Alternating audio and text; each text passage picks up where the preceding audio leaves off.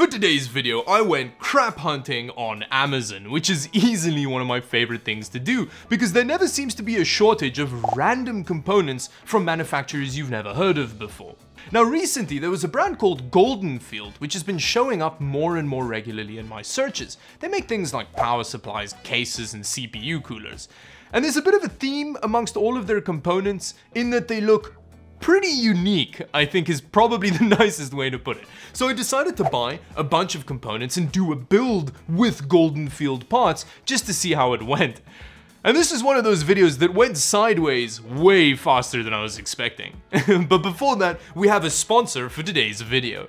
Today's video is sponsored by Skillshare, which is an online learning community with thousands of classes for you to get better at stuff. It's a great place to discover new skills in various topics like animation, design, illustration, lifestyle, business, and writing. In terms of animation, for example, there's a course by Fraser Davidson called Simple Character Animation: Create a Walk Cycle with Dog. Fraser Davidson walks you through a simple process to create characterful animations. Look at all the life and character in dem animations. Classes on Skillshare also involve a class project which helps you flex on everybody around you at how much more you've learned than them. Skillshare is also affordable at less than $10 a month with an annual subscription, which means that you can brush up on all of these new skills without breaking the bank. So if this sounds good to you and you're ready to go from a skillless loser to a skillful winner, then use the link in my description below. The first 1,000 people to use the link will get a free trial of Skillshare Premium membership.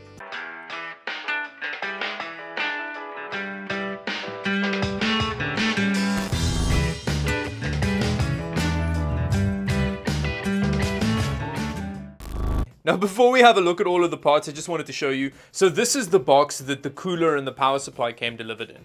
And when I initially picked it up, I was like, wait, that sounds like there's a bunch of loose stuff in here. This is probably not the package that I thought it was.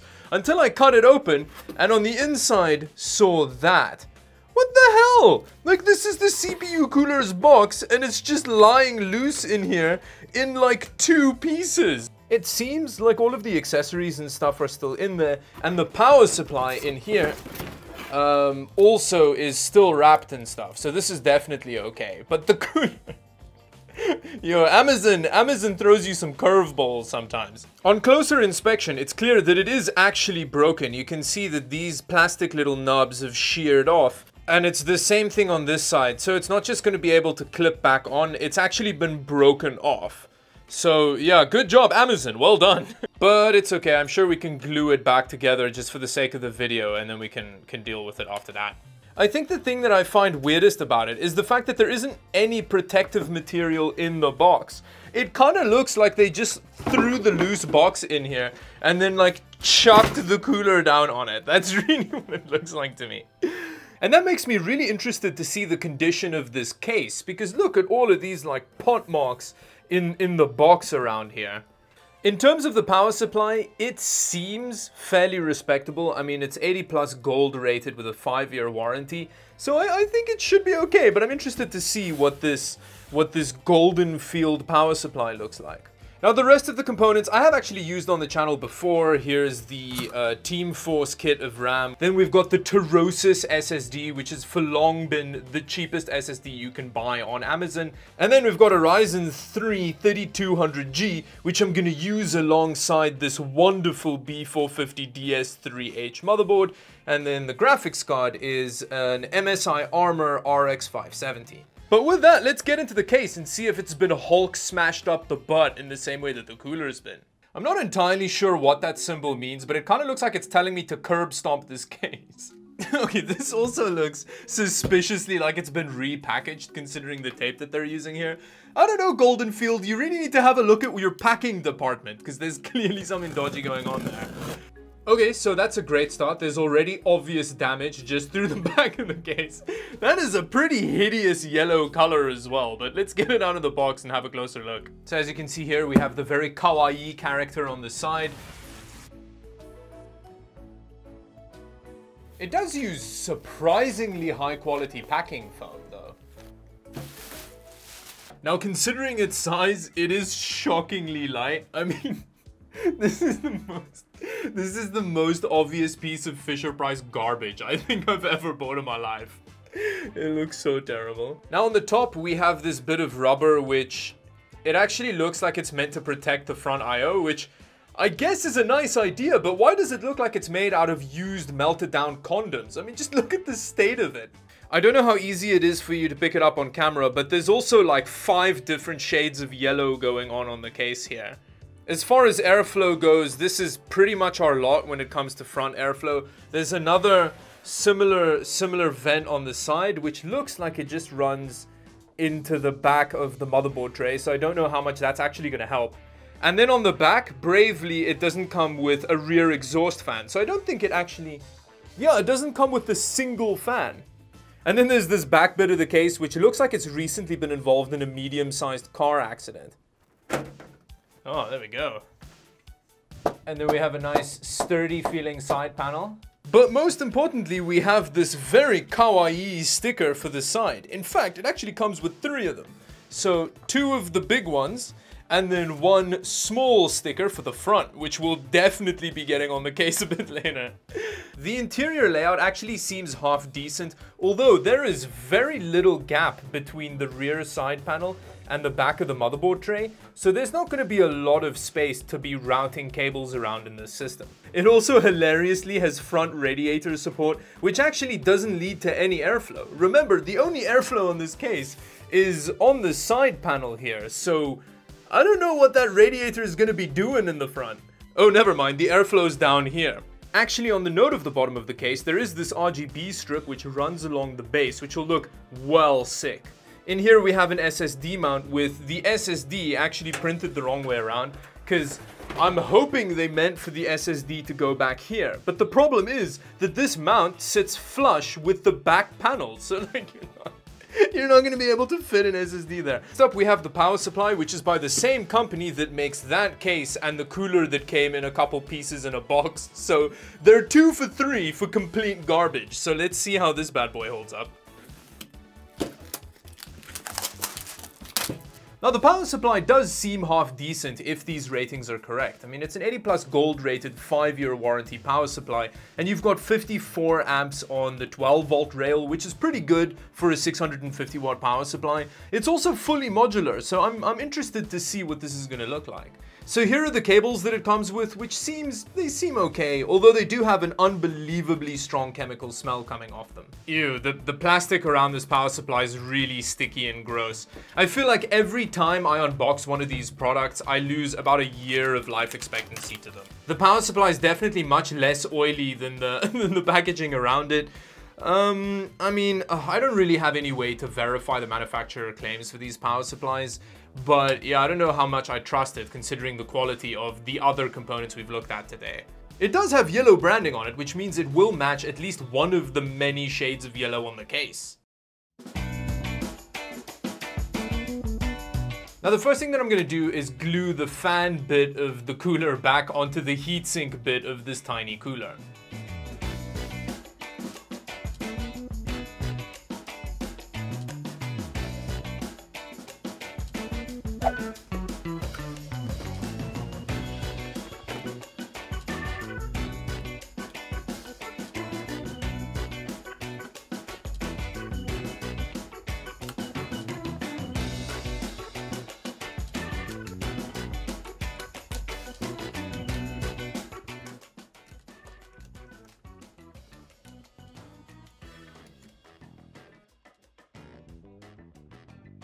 I have never experienced a mounting mechanism that feels so much like you're breaking everything involved. You pretty much have to bend the clip into shape to get it to mount. That's madness. But we've got it mounted now, so hopefully that's okay.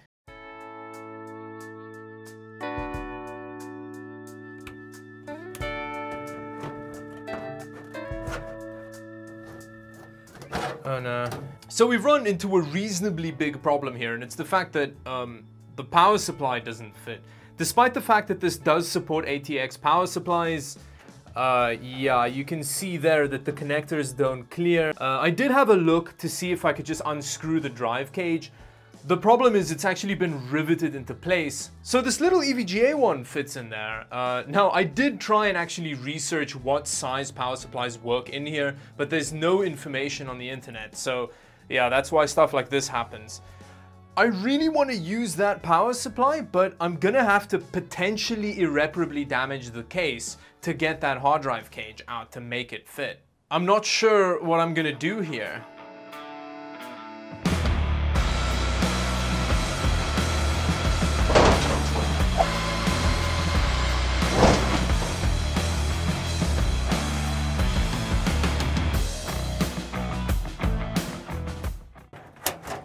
There we go, now we have plenty of space. Look at that.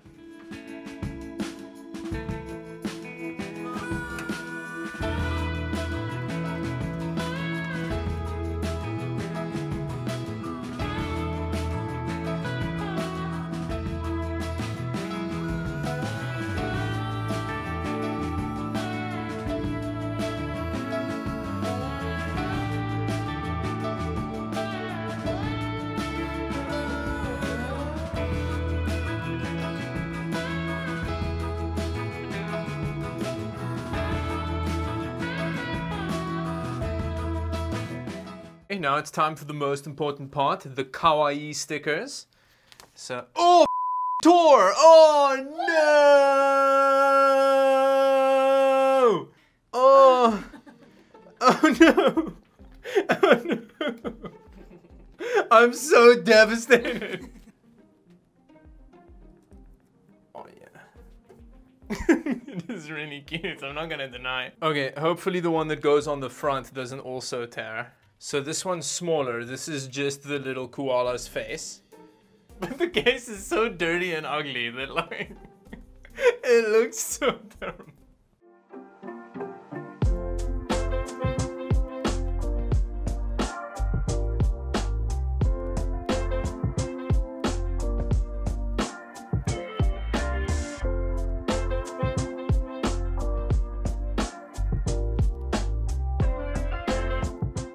That case was not a pleasure to build in, and it's not just because of the Fisher-Price build quality, but it's because all of the features in the case are just not thought through properly. For example, right, you have a raised motherboard tray, which is good for cable management. This is something people figured out in the 1870s. But then, they didn't leave any clearance between the motherboard tray and the rear side panel. So that means despite the fact that I drilled the hard drive cage out of the basement to give plenty of cable management room, I still needed an extra person to help me squeeze that side panel onto the back. And that's with pretty flat cable management. And then there's the SSD mounts. The fact that one of the SSD mounts doesn't actually have clearance for an SSD because of the previously mentioned side panel clearance issue. And then there's another SSD mount which you can only use 2 of the mounting holes because the other 2 are hidden behind a case panel. So you can't properly screw the thing into place. I love that they also added radiator support because, you know, it's 2021, every case needs radiator support, but then they put the mounts in a place that has no airflow at all, so it means that it's pretty much useless anyway. Another really obvious thing that they missed is that the front audio connector can't actually reach the header on the motherboard, which is just such a ridiculous oversight. But at least it is very kawaii. Which brings us to the performance. I am really interested to see what the thermals are going to be like in this system with that no-name brand arc reactor cooler and the Fisher-Price garbage case. Like, I can't wait. But before we get into that, I did run into another issue after I installed Windows. I just couldn't get graphics card drivers installed for that RX 570. I only had about an hour to spend though, but I tried various different versions of drivers. I DDU wiped between installs and tried different installation methods, but I just couldn't get it working. So I actually had to swap out the RX 570 for a GTX 1650, which is a shame because the GTX 1650 is a lower TDP graphics card, and I was curious to see how this case was going to handle that RX 570, but unfortunately I just didn't have time to get it working. So with that embarrassing note, let's have a look at the gaming performance.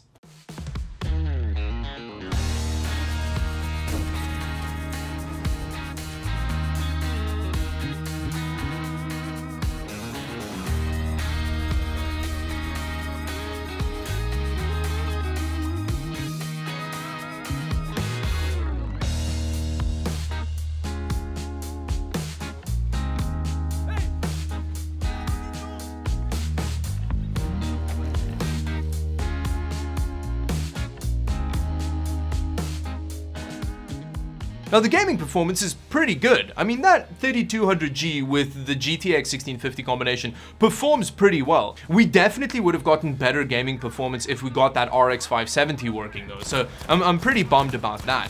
But yeah, so the gaming performance at 1080p is very possible. But what about the temperatures? Now in terms of CPU temperatures, we're getting about 72 degrees Celsius while playing Battlefield 5. Which is not great for a Ryzen 3 3200G, especially considering that in the same case with the stock cooler that the CPU comes with, you're getting about 68 degrees Celsius. Now in all fairness, it's not quite as bad as I was expecting, but the fact that you're actually getting worse temperatures than the stock cooler is pretty hilarious. Now the company Golden Field does have a pretty large selection of fairly terrible looking coolers, so let me know in the comment section below if you want me to buy all of them and just do like a roundup. Yeah, subscribe to the channel if you want to see that.